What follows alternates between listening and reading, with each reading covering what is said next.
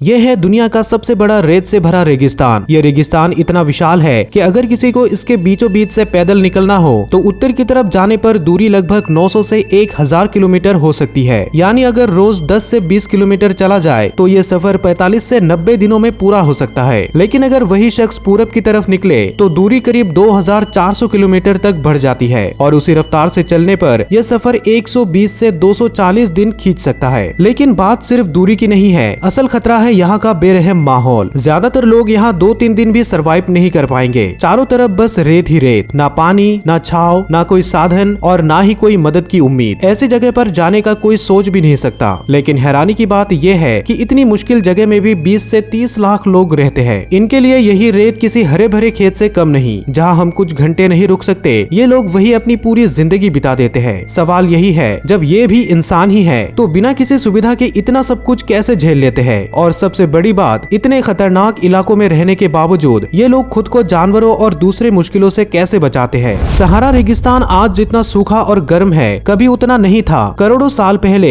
ये इलाका एक गहरा समंदर हुआ करता था और इसकी सबसे ठोस गवाही है यहाँ मिलने वाली समुद्री जीवों के फॉसिल। मिस्र और नाइजर जैसे देशों के कुछ हिस्सों में वैज्ञानिकों को व्हेल, शार्क और यहाँ तक की बड़ी बड़ी हड्डियों वाले मछली जैसे जीवों के अवशेष मिले हैं। सबसे फेमस जगह है वादी अल हितान, जिसे वैली ऑफ द व्हेल्स भी कहा जाता है। यहाँ 40 मिलियन साल पुरानी व्हेल्स के कंकाल आज भी रेत में दबे पड़े हैं। और ये कोई छोटी मोटी व्हेल नहीं, बल्कि वो शुरुआती व्हेल्स है जो जमीन पर चलती थी और धीरे धीरे पानी में रहने लगी। इनके पैरों के निशान तक आज भी दिखाई देते हैं। सहारा में ऐसे इलाके हैं जहाँ से मेगालोडॉन जैसे विशाल शार्क के दांत मिले हैं। ये इस बात का सबूत है कि ये रेगिस्तान कभी विशाल महासागरों का एक हिस्सा था। साथ ही समुद्री सीप, एमोनाइट और कई तरह की जलीय प्रजातियों के फॉसिल हर साल मिलते रहते हैं। ये खोजें सिर्फ भूगोल का नक्शा नहीं बदलती, बल्कि ये भी दिखाती है कि धरती का मौसम और वातावरण कितना बदल चुका है। एक समय जो जगह समुद्र के नीचे थी, आज वहाँ सूखा और रेत का राज है। सहारा लगभग 92 लाख वर्ग किलोमीटर में फैला हुआ है। इसका साइज इतना बड़ा है कि भारत जैसे देश इसमें 3 बार समा सकता है। यही वजह है कि ये रेगिस्तान 1 या 2 नहीं, पूरे 11 देशों में फैला है, जैसे मोरक्को, वेस्टर्न सहारा, अल्जीरिया,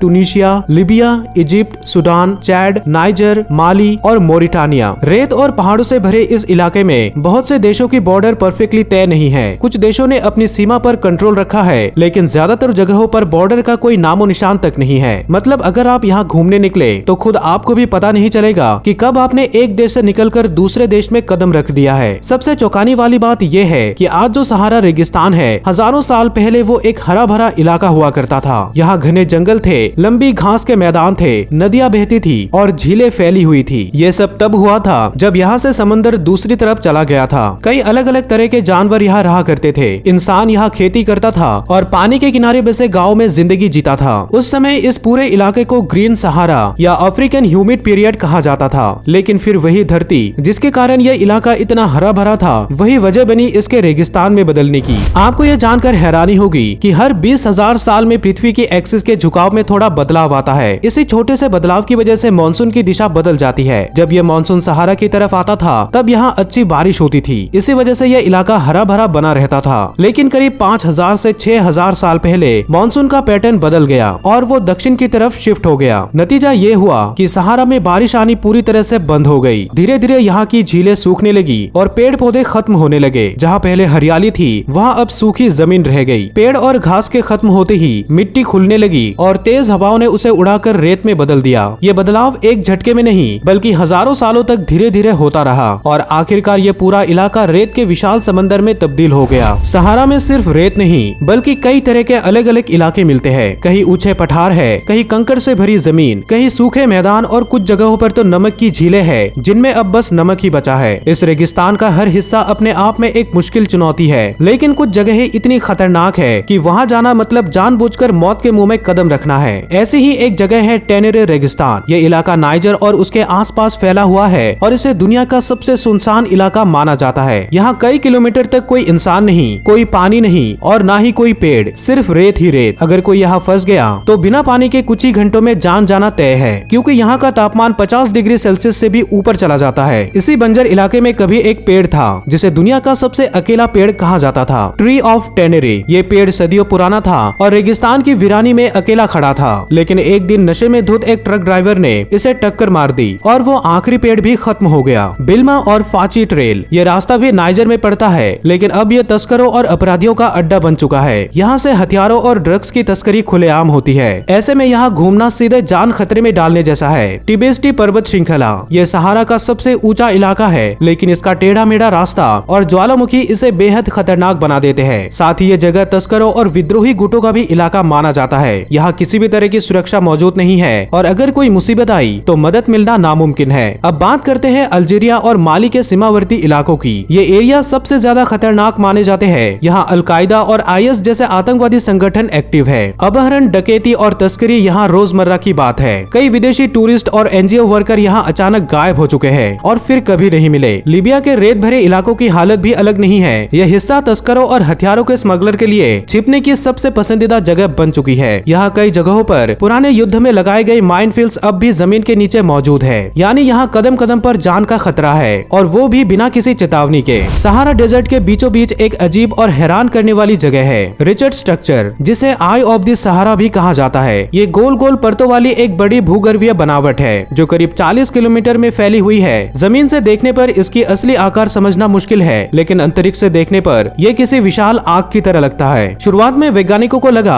कि ये किसी एस्टेरॉइड के टकराने की वजह से बना होगा, लेकिन बाद में हुई रिसर्च ने इस बात को गलत साबित कर दी। असल में ये एक पुराना ज्वालामुखी था जो लाखों साल पहले अंदर से धीरे धीरे धंसने लगा। वक्त के साथ साथ इसकी बाहरी परतें कटती और घिसती गई और आज ये एकदम गोल और परतदार आकृति में बदल चुका है। इसकी बनावट इतनी सटीक लगती है कि कुछ लोग इसे इंसानों का बनाया हुआ या एलियन से जुड़ा ढांचा तक मानने लगे। कुछ लोग तो इसे खोई हुई अटलांटिस सभ्यता से भी जोड़ते हैं। हालांकि इन बातों का अब तक कोई पक्का सबूत नहीं मिला। सहारा में कई जनजातियां रहती है, लेकिन इनमें सबसे ज्यादा जिक्र अगर किसी का होता है तो वो है ट्वारेग। इन्हें blue people of the Sahara भी कहा जाता है, क्योंकि ये गहरे नीले कपड़े पहनते हैं और लगातार पहनने की वजह से उस नीले रंग का असर उनकी त्वचा पर भी दिखने लगता है। ट्वारेग लोग सदियों से इस रेगिस्तान के व्यापारी माने जाते हैं। ये ऊंटों के साथ लंबा सफर तय करते हैं और काफिले में नमक, कपड़ा और मसाले जैसी चीजों का व्यापार करते हैं। इनका पहनावा भी खास होता है। यहाँ के पुरुष अपने चेहरे को ढककर रखते हैं, लेकिन खास बात यह है कि इनकी महिलाएं अक्सर बिना घूंघट या नकाब के रहती है। ये दुनिया के उन चुनिंदा समुदायों में से एक है जहाँ चेहरा ढकना पुरुषों की परंपरा का हिस्सा है, न कि महिलाओं का। सहारा रेगिस्तान के नीचे एक बेहद विशाल जल भंडार भी छुपा हुआ है। इस पानी के अंडरग्राउंड सिस्टम को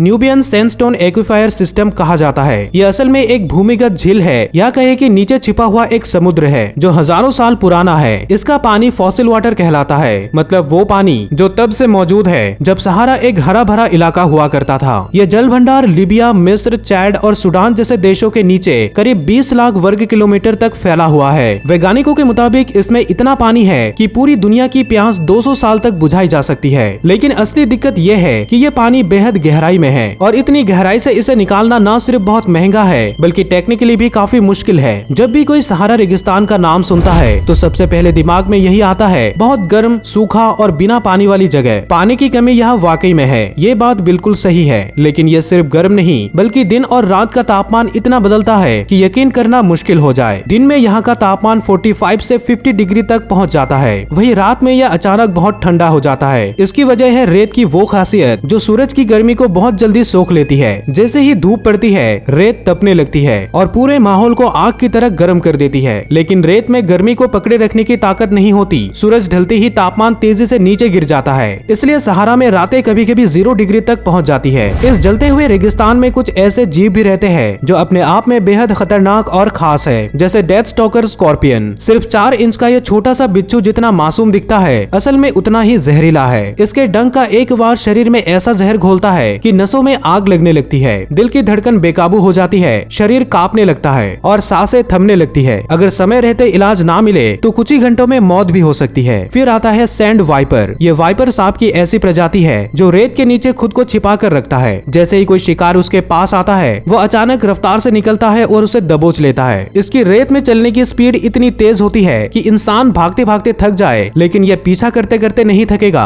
अब बात करते हैं एक और खौफनाक शिकारी की, हाइना। सहारा की रात में जब सब कुछ शांत होता है तभी कहीं दूर से एक अजीब सी हंसी सुनाई देती है। यही है हाइना की आवाज, एक चालाक और खूंखार शिकारी की पहचान। ये चुपचाप आपके पीछे पीछे चलती है और मौका मिलते ही हमला कर देती है। हाइना अकेले भी खतरनाक है, लेकिन जब वो अपने झुंड के साथ आती है तो कोई उसका शिकार बनने से नहीं बच सकता। अगर आप घायल है, कमजोर है या फिर अकेले है तो आप उसके लिए परफेक्ट टारगेट है। और एक बार जब झुंड ने घेर लिया किया तो आपका एक एक हिस्सा उसके जबड़े में चला जाएगा और तब तक वो अजीब डरावनी हंसी आपके कानों में गूंजती रहेगी जब तक आप पूरी तरह से खत्म नहीं हो जाते। सहारा के वो इलाके जहाँ ज्यादातर जानवर जिंदा नहीं बच पाते, वहाँ कुछ जीव ऐसे भी है जो पूरी ठाठ से सरवाइव करते हैं। उनमें से एक है रेड नेक ऑस्ट्रिच। लंबी टांगे, मजबूत शरीर और धूप की कोई फिक्र नहीं। इसकी हाइट करीब 9 फीट होती है, मतलब किसी ऊंची दीवार जितना लंबा, और वजन 150 किलो तक, यानी एक इंसान से भी ज्यादा भारी। ये उड़ तो नहीं सकता, लेकिन इसकी दौड़ ऐसी है कि 70 किलोमीटर प्रति घंटा की रफ्तार तक भाग सकता है। रेत का तूफान भी इसका रास्ता नहीं रोक सकता।